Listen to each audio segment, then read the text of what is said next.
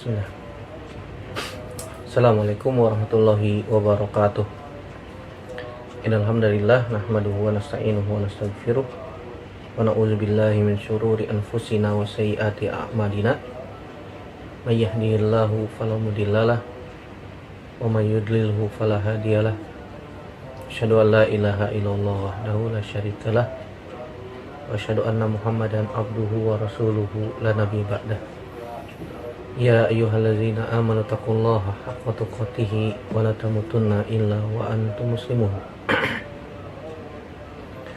Amma ba'du, fa inna asdaqal hadits kitabullah wa khairal hadi hadi Muhammadin sallallahu alaihi wasallam. Syarrul umuri muhdatsatuha wa kullu muhdatsatin bid'ah wa kullu bid'atin dhalalah wa kullu dhalalatin finnar. Ayol ikhwah janallahu alaikum ajmain. Alhamdulillah, segala puji hanya milik Allah Subhanahu wa taala yang kembali mempertemukan kita dalam media ini untuk kembali melanjutkan pelajaran kita dari kitab Ad-Durus Al-Yaumiyah. Kita sekarang masuk pelajaran yang ke-182. Sawabus sabri ala mautil auladi. Pahala sabar atas kematian anak-anak. Pahala sabar atas kematian anak-anak. Ketahuilah saudaraku rahimanillah wa ajmain, anak-anak merupakan buah hati yang merupakan titipan dari Allah Subhanahu wa taala. Ada sebagian manusia yang Allah Subhanahu wa taala berikan anak laki-laki semua. Ada sebagian manusia yang diberikan anak perempuan semuanya. Ada juga yang diberikan anak laki-laki dan anak perempuan. Atau bahkan ada yang belum diberikan keturunan.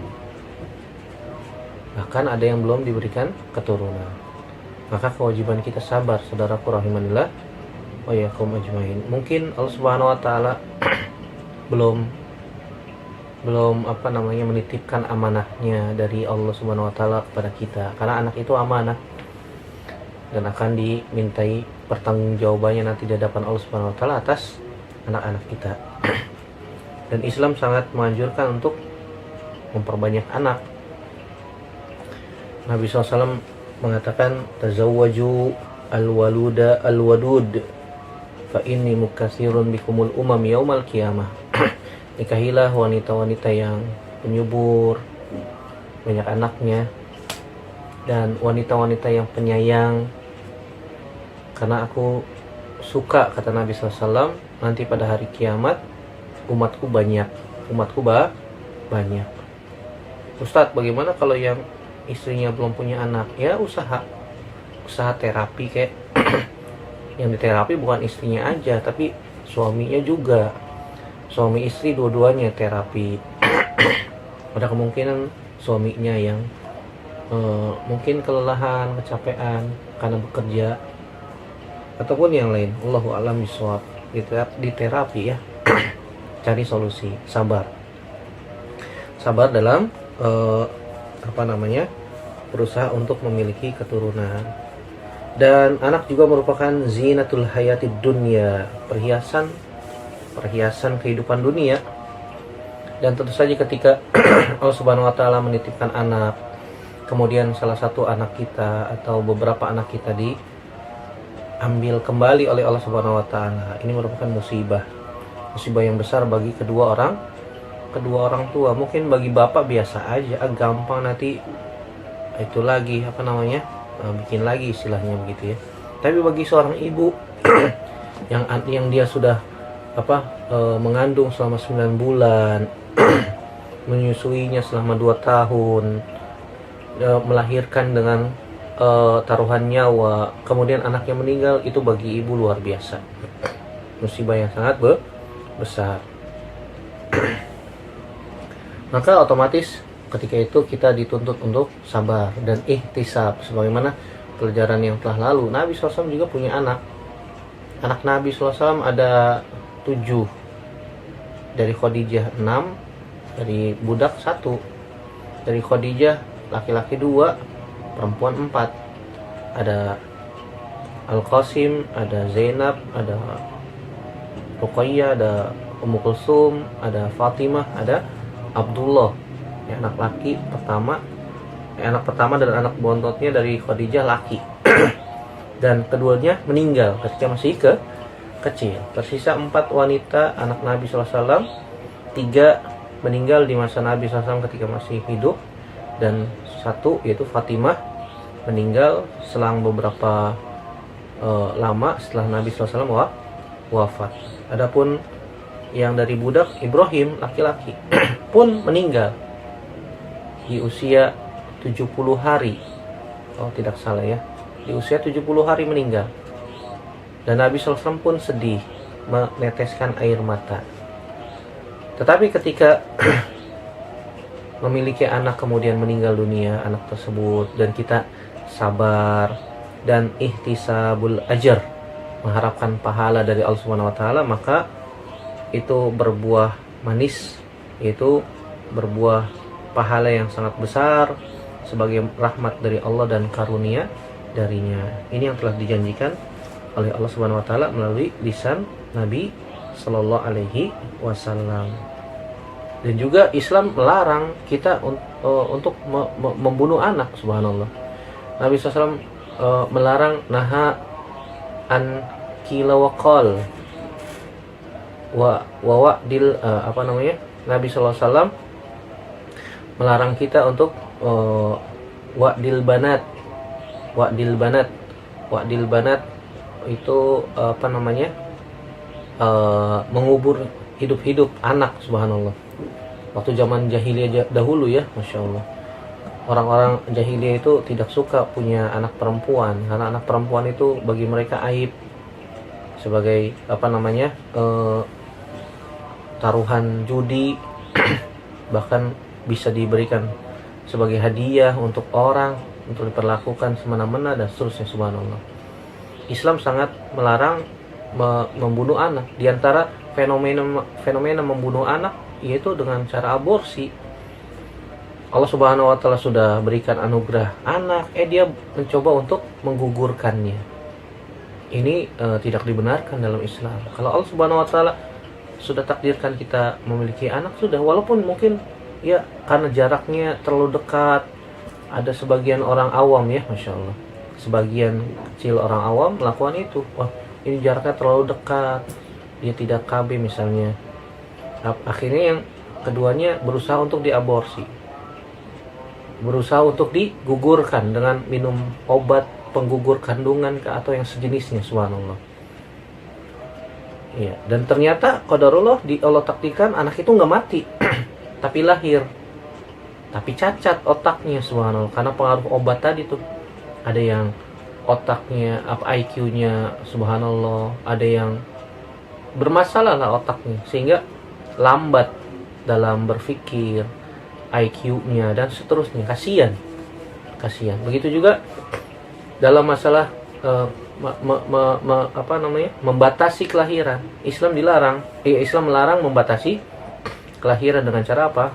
KB, keluarga berencana. Padahal Nabi SAW sangat mencintai, sangat suka agar umatnya banyak. Kalau KB itu digunakan untuk membatasi kelahiran, saya mah mau punya anaknya 1 saja atau 2 saja, maka otomatis para ulama sepakat KB hukumnya haram. Kalau tujuannya untuk apa? Untuk membatasi kelahiran. Tapi kalau KB digunakan untuk menjaga atau mengatur jarak kelahiran antara anak yang satu dengan anak yang lain, para ulama masih membolehkan untuk mengatur jarak. Dan Islam sendiri pun sudah mengatur hal ini. Ya, misalnya 9 bulan mengandung, 2 tahun menyusui. Setelah itu hamil lagi misalnya. Ya, paling tidak jaraknya 3 tahun. 3 tahun. 1 tahun untuk mengandung, ya 9 bulan mengandung, kita bulatkan setahun. Kemudian 2 tahun untuk menyusui. Baru setelah itu punya anak lagi, supaya tidak terlalu dekat. Kalau setahun satu dikhawatirkan salah satunya ada yang lemah, karena masih sedang dalam tahap menyusui. Iya, kalau dia masih kecil masih menyusui dan istri kita hamil lagi misalnya, maka salah satunya pasti ada yang lemah. Salah satunya pasti ada yang lemah. Nah, Islam sangat melarang yang disebut dengan wa'dul banat. Nabi SAW melarang wa'dil banat, melarang mengubur anak hidup-hidup. Allah Subhanahu wa taala juga mengatakan wala taqtulu auladakum min imlakin. Jangan bunuh anak-anak kalian karena miskin, karena takut fakir, karena takut miskin, gak bisa memberikan makan. Allah yang memberikan rizki kepada mereka, anak-anak, dan juga Allah memberikan rizki kepada kita. Allah yang memberikan rizki pada anak, setiap jiwa yang lahir sudah ada rizkinya masing-masing, jangan khawatir. Bukan kita yang kasih rizki mereka, kita sebagai wasilah saja, sebagai orang tuanya. Adapun yang hakiki memberikan rizki adalah Allah Subhanahu wa ta'ala.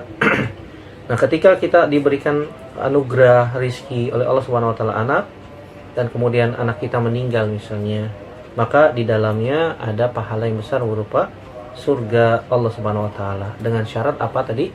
2 ya, sabar dan ihtisabul ajr.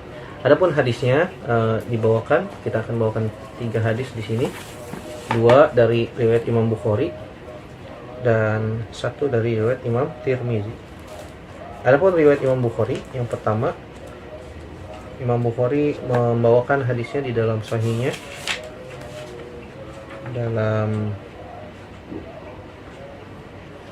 dalam bab hadis nomor 1381, dalam bab yang ke-91, bab makila fi auladil muslimin. Kemudian membawakan perkataan Abu Hurairah, Imam Al-Bukhari rahimahullah taala. Waqala Abu Hurairah radhiyallahu anhu anin Nabi sallallahu alaihi wasallam, man mata lahu salasatun minal waladi lam yablughul hinsa kana lahu hijaban minan nari aw dakhalal jannah. Di dalam bab ini apa yang dikatakan makila fi auladil muslimin, yang berkaitan tentang anak-anak kaum muslimin yang belum balik, kemudian meninggal. Apa balasannya? Balasannya? Kemudian dibawakan hadis perkataan Abu Hurairah dari Nabi sallallahu alaihi wasallam. Nabi bersabda, man mata lahu salasatun minal walad. Siapa saja yang anaknya meninggal 3 orang, lam yablughul hinsa, dan belum balik, masih kecil, kana lahu hijaban minan nar, dan anaknya itu bisa menjadi hijab, penghalang bagi orang tuanya dari api neraka, atau dakhalul jannah, atau dia dimasukkan ke dalam surga. Dan di dalam riwayat yang lain disebutkan man mata lahu waladun fahtasaba. Siapa saja yang anaknya meninggal dan dia ihtisabul ajr, dia berharap pahala dari kematian anaknya tersebut, maka anaknya tersebut bisa menjadi hijab bagi kedua orang tuanya dari api neraka, atau orang tuanya akan dimasukkan ke dalam surga. Al-Imam An-Nawawi mengatakan ajma'a man ya'taddu bihi min ulama'il muslimin ala anna man mata min atfalil muslimin fahuwa min ahlil jannah. Para ulama sepakat bahwasannya siapa saja yang anaknya meninggal dari kaum muslimin, tentu saja dia sabar dan ihtisabul ajr, maka dia termasuk ahlul jannah, maka dia dijanjikan sebagai penghuni surga. Ya, sebagai penghuni surga. Di dalam riwayat Abdullah bin Ahmad disebutkan dalam Ziyadatul Musnad dari Ali secara marfu, innal muslimina wa auladahum fil jannah, sungguhnya kaum muslimin dan anak-anak mereka di surga. Wa innal musyrikina wa auladahum finnar, adapun orang musyrik dan anak-anak mereka adalah di neraka. Iya, kemudian membaca firman Allah, wallazina amanu wattaba'athum, dan orang-orang yang beriman dan yang mengikuti mereka. Ya, dalam surat At-Tur ayat 21. Dalam surat At-Tur ayat 21. Adapun hadis dari Abu Hurairah dari Anas bin Malik yang diriwayatkan oleh Imam Bukhari di dalam hadis nomor 1381 dari Anas bin Malik radhiyallahu taala anhu, Nabi Shallallahu alaihi wasallam mengatakan, "Ma minan nasi muslimun yamutu lahu salasatun minal waladi lam yablughul hinsa illa adkhalahu Allahul jannata bifadli rahmatihi iyahum." Kata Nabi sallallahu alaihi wasallam, siapa saja dari kaum muslimin yang anaknya meninggal 3 orang yang belum balik, kecuali Allah Subhanahu wa taala akan memasukkan dia ke dalam surga dengan karunia dan rahmatnya, dengan karunia dan rahmat dari Allah Subhanahu wa taala.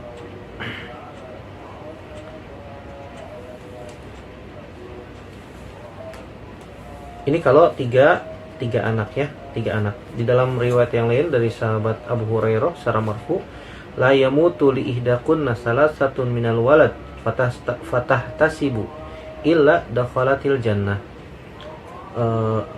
Tidaklah anak seorang di antara kalian yang meninggal 3 orang, kemudian dia ihtisabul ajar. Ini diriwayatkan Imam Muslim hadis ini. Kemudian dia berharap pahala dari Allah Subhanahu wa taala, kecuali pasti Allah akan memasukkannya dia ke dalam surga, ke dalam surga. Ke dalam surga. Kemudian Imam Bukhari juga membawakan hadis tentang Ibrahim, anaknya Nabi Shallallahu alaihi wasallam yang meninggal ketika masih kecil. Nabi SAW mengatakan, innalahu murdian fil jannah. Sungguhnya dia memiliki ibu susuan nanti di surga, ibu susuan di surga. Ya, di dalam hadis ini disebutkan 3 anak. Terus kalau misalnya anaknya 2 gimana Ustaz? Yang meninggal, atau anaknya yang meninggal 1 saja, apakah juga akan mendapatkan keutamaan ini, yaitu anaknya akan menjadi hijab dari api neraka, atau bagaimana? Di dalam hadis yang lain, di dalam riwayat Imam Bukhari, hadis nomor 1248 dan 1249. Kita baca yang hadis 1249. Kalau yang 1248 hampir sama kayak yang tadi ya. 3 anak. Kalau hadis yang 1249 di dalam bab yang ke-6 dalam Kitabul Janais, bab yang ke-6, babu fadli man mata lahu waladun fahtasaba.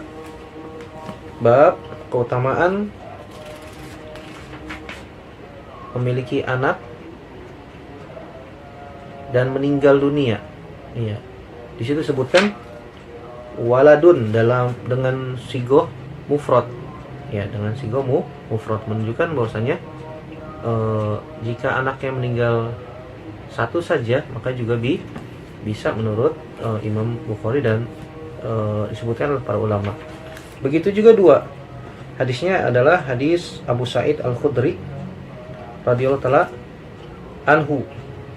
Innan nisaa qulna lin Nabi sallallahu alaihi wasallam. Sungguhnya para wanita berkata kepada Nabi sallallahu alaihi wasallam, ij'al lana yauman fawa'adhahunna. Wahai Rasulullah, jadikan 1 hari untuk kami, untuk engkau memberikan mau'izah kepada kami kaum wanita. Jadi kaum wanita minta apa kepada Nabi? Agar diberikan 1 waktu khusus untuk memberikan tausiah, kajian khusus wanita. Waqala, kemudian Nabi SAW mengatakan, ayyuma mra'atin mata laha salasatun minal walad kanu laha hijaban minan nar. Siapa saja dari kalangan wanita yang memiliki anak 3 orang kemudian meninggal, maka anak itu akan menjadi hijab bagi kedua orang tuanya dari api neraka. Kemudian salah seorang wanita bertanya, wasnan, bagaimana kalau 2 wahai Rasulullah? Wasnan, dan juga jika meninggalnya 2 orang. Jika meninggal 2 orang.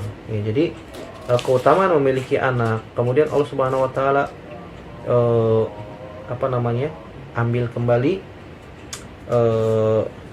titipan tersebut dengan syarat tadi apa, ihtisabul ajar, dengan syarat sabar, tidak boleh meratap ya, tidak boleh meratap, tidak boleh meraung-raung, tidak boleh mencakar-cakar pipi, tidak boleh menjambak-jambak rambut ketika anaknya meninggal, nggak boleh, nggak boleh, apalagi seorang wanita. Makanya Nabi SAW di dalam hadis yang lain melarang wanita untuk mendatangi kubur, untuk ziarah kubur. Kenapa? Karena dikhawatirkan itu meratap, karena emosi wanita itu tidak stabil, berbeda dengan laki-laki. Ustadz, kalau ada wanita yang kuat emosinya, bisa dikendalikan, diatur gitu, boleh nggak ke kuburan untuk ziarah? Boleh, kalau misalnya anak itu kalau wanita itu bisa mengendalikan agar tidak meratap. Iya, agar tidak meratap. Yang dilarang apa? Wanita yang meratap. Iya, dilarang untuk datang ke kubur. Jadi dari hadis-hadis yang sudah kita baca, ini mengandung keutamaan memiliki anak, kemudian anak tersebut diwafatkan oleh Allah Subhanahu wa taala sebelum balik. Kalau misalnya ada pertanyaan, Ustadz, kalau anaknya meninggalnya setelah balik, apakah mendapatkan keutamaan itu? Tentu saja ya, tentu saja. Ini mendapatkan keutamaan ini, anaknya itu akan menjadi hijab dari api neraka. Dari sini kita bisa ambil faidah yang pertama, izamu thawabi faqdil aulad ma'as sabri ala zalik. Besarnya pahala kehilangan anak, maksudnya meninggal anaknya, disertai dengan sabar dan juga ihtisabul ajar, maka Allah Subhanahu wa taala akan memberikan pahala yang besar. Yang kedua, anna sabra li faqdil aulad sababun lidukhulil jannah. Bahwasanya sabar atas kematian anak merupakan sebab ya kita dimasukkan ke dalam surga. Yang ketiga, izamu rahmatillahi wasa'atu fadlihi. Besarnya rahmat Allah dan luasnya karunia Allah Subhanahu wa taala. Jadi nasihat kita untuk para orang tua agar sabar, begitu juga sabar dalam mendidik anak. Ya. Punya anak banyak bagus, itu diperintahkan di dalam agama Islam. Tetapi ada hal yang banyak dilalaikan oleh orang tua, yaitu dalam pendidikannya. Punya anak banyak dan juga jangan dikesampingkan pendidikannya. Iya. Karena mendidik anak wajib, wajib. Punya anak banyak sunnah, punya anak 5, 6, 7, 8 banyak bagus. Tapi jangan lupa satu hal, yaitu mendidik mereka, mendidik dengan benar, mendidik keyakinan akidah mereka, mendidik dengan Islam. Ya, ini tugasnya orang tua. Ya ayyuhalladzina amanu qu anfusakum wa ahlikum nara waquduhan nas wal hijaratu 'alaiha malaikatun ghilazun syidadun la ya'sunallaha ma amarahum wa yaf'aluna ma yu'marun. Allah Subhanahu wa taala mengatakan, wahai orang-orang yang beriman, jagalah diri kalian dan keluarga kalian dari api neraka. Yang api neraka itu bahan bakarnya adalah manusia dan batu. Di dalamnya terdapat malaikat-malaikat yang bengis, yang kejam. La ya'sunallaha ma amarahum, yang tidak bermaksiat atas apa yang Allah perintahkan kepada mereka. Wa yaf'aluna ma yu'marun, dan mereka senantiasa melakukan apa yang Allah perintahkan. Jadi jangan lupa, jangan dikesampingkan pendidikannya. Ini tugas bapak. Kalau begitu punya anak sedikit aja Ustadz, biar kita bisa fokus mendidiknya, nggak jaminan juga. Punya anak sedikit bisa mendidik mereka semua dengan pendidikan yang benar, nggak jaminan juga. Kita tahu banyak ya, anaknya satu tapi telantar, subhanallah. Iya, nggak diurus, masya Allah. Sibuk sendiri, bapaknya, ibunya sibuk sendiri, anaknya nggak diurus, terantar. Betapa banyak yang anaknya banyak tapi pendidikannya bagus, sopan-sopan anaknya, subhanallah.